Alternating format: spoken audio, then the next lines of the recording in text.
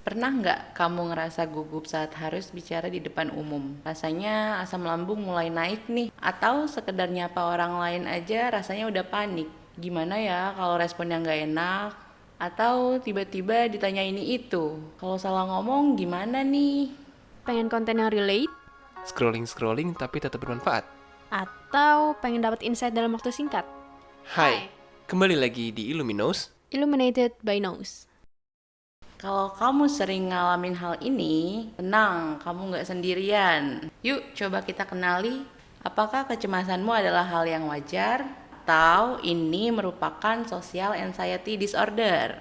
Di video kali ini, kita akan membahas apa itu social anxiety, lalu apa penyebabnya, dan gimana cara ngatasinnya. Social anxiety adalah sebuah perasaan cemas atau ketakutan yang berlebihan. Biasanya namanya juga social anxiety, jadi ini terjadi dalam lingkup situasi sosial. Hal ini membuat munculnya rasa takut, rasa khawatir untuk dievaluasi, dikritik, ataupun mempermalukan diri sendiri di hadapan orang lain. Misalnya, ketika kita harus tampil menunjukkan performa kita, kemampuan kita seperti saat interview kerja, saat presentasi di depan kelas, atau sekedar untuk memesan makanan, untuk manggil pegawainya aja itu udah bikin kita deg-degan. Atau bisa jadi juga saat ada acara kumpul keluarga besar, reunian, atau social gathering lainnya. Tapi perlu diingat, social anxiety disorder itu berbeda dengan rasa malu biasa. Karena untuk perasaan malu, perasaan khawatir untuk masuk situasi baru itu sebenarnya wajar, normal gitu ya. Nah, kita perlu lihat nih intensitasnya. Kalau malu biasa itu mungkin terjadi hanya sementara. Sedangkan social anxiety disorder ini berlangsung terus-menerus dan juga mengganggu kehidupan sehari-hari kita. Misal acaranya masih lama, tapi dari berminggu-minggu sebelumnya kita udah mulai overthinking nih, udah mulai was-was hingga sulit konsentrasi terhadap tugas keseharian, atau membuat kita jadi menarik diri, menghindari situasi sosial. Lalu, kenapa ya social anxiety disorder ini bisa terjadi? Apa sih penyebabnya? Social anxiety ini bisa disebabkan oleh beberapa faktor yang saling berkaitan. Yang pertama, faktor biologis. Riset menunjukkan faktor genetik dan juga sistem kerja otak kita dalam respon stres ini membuat kita cenderung khawatir untuk masuk ke dalam lingkup sosial, mengingat kejadian-kejadian tertentu. Hal ini juga bisa terjadi karena kita melihat meniru dari orang tua kita saat kita masih kecil.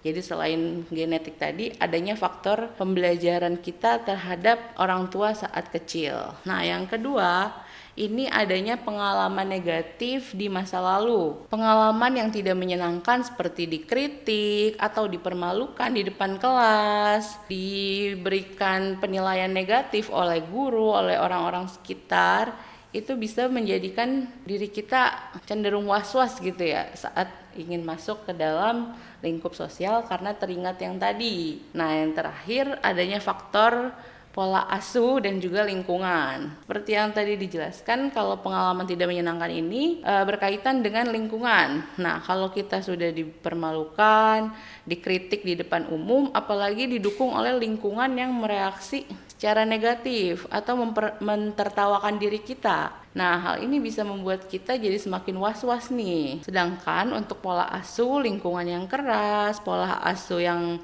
sering judgmental, mengkritik, tidak ada apresiasi, itu juga bisa membuat kita jadi takut untuk dinilai, takut melakukan kesalahan. Maka ini menyebabkan munculnya social anxiety tadi. Social anxiety bisa berdampak terhadap kehidupan sehari-hari. Lalu dampaknya apa aja ya? Dampaknya ini yang utama adalah sulit menjalin relasi. Kita jadi kesulitan untuk menambah networking karena kita cenderung membatasi diri atau bahkan menghindari dari situasi sosial itu. Selanjutnya mempengaruhi performa kerja ataupun akademik kita karena kita jadi tidak berani untuk tampil, menunjukkan kemampuan kita, untuk mengungkapkan pendapat kita. Akhirnya yang harusnya kita punya potensi oke gitu ya, karena kita nggak berani nunjukin ya akhirnya tidak bisa nih dilihat oleh orang-orang di sekitar dan mendapatkan performa yang optimal. Selain itu, hal ini juga bisa menurunkan kepercayaan diri kita. Semakin tidak percaya diri, semakin muncul self doubt-nya nih, karena aku bisa nggak ya, jangan-jangan aku bodoh lagi, jadi aku nggak bisa nih untuk mempresentasikan apa yang aku maksud. Lalu bisa jadi juga kalau dibiarkan terus-menerus kita jadi mengisolasi diri, bahkan yang paling parah bisa meningkatkan resiko kesehatan mental lainnya seperti depresi. Selanjutnya, gimana nih cara ngatasin social anxiety tersebut? Tenang aja, social anxiety ini bisa dibantu kok untuk dikurangi lah intensitas kecemasannya, intensitas rasa takutnya, sehingga tidak mengganggu keseharian kamu. Yang pertama, untuk anxiety itu sendiri kita bisa berlatih exposure terhadap rasa takut itu secara bertahap. Nggak perlu langsung memaksakan diri untuk berbicara di depan banyak orang langsung gitu ya. Bisa berlatih secara bertahap, mulai dari yang kecil dulu nih. Kita menyapa orang-orang di sekitar kita, menyapa tetangga, atau saat kita di lingkungan fasilitas umum gitu, kita belajar bertanya hal-hal yang terkait fasilitas itu terhadap misal di stasiun, kita tanya ke satpamnya. Itu kan melatih kita untuk berinteraksi dengan orang lain. Lalu yang kedua, ubah pola pikir yang negatif. Social anxiety ini sering muncul karena kita berfokus pada kemungkinan-kemungkinan negatif. Kita cenderung melakukan ruminasi. Hal ini perlu diperhatikan nih. Kita perlu mengubah pola pikir tersebut. Kita harus mengajak diri kita untuk lebih aware nih. Apa ya bukti dari pemikiran itu? Misal kita berpikir, nanti aku diketawain, aku kan bodoh, misal kayak gitu. Kita coba tanyakan pada diri sendiri, kita refleksi lagi nih, apa sih bukti pemikiran itu? Lalu apa iya orang lain itu memperhatikan kita nih sedetail itu?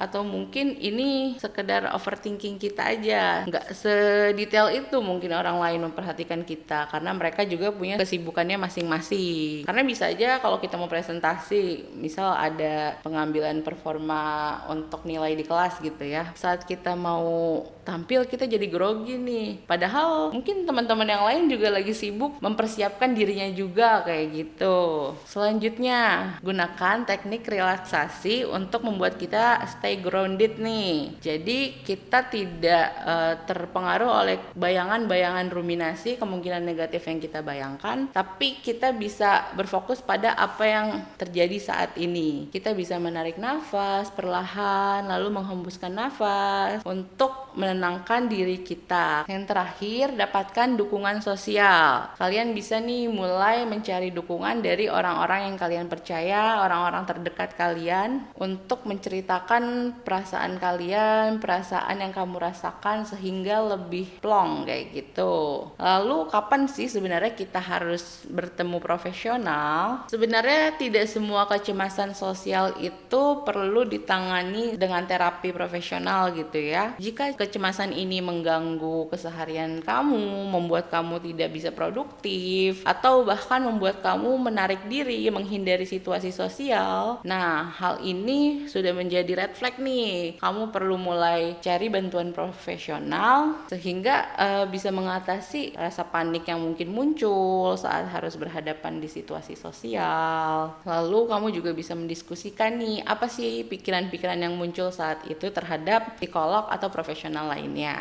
Jangan ragu untuk mencari bantuan, karena kesehatan mental kita ini sama pentingnya dengan kesehatan fisik. Kan kesehatan mental juga bisa berpengaruh terhadap kesehatan fisik kita. Social anxiety ini memang terasa sulit, tapi bisa kok diatasi secara perlahan, berproses. Dengan latihan bertahap dan dukungan yang tepat, kamu bisa nih mulai mengurangi intensitas kecemasan kamu dan terbiasa dalam menghadapi situasi sosial. Kalau kamu punya pengalaman atau pertanyaan tentang social anxiety, tulis di kolom komentar ya. Jangan lupa untuk share video ini ke teman-teman kamu atau orang sekitar yang membutuhkan. Siapa tahu akan bermanfaat untuk mereka. Sampai bertemu di video selanjutnya.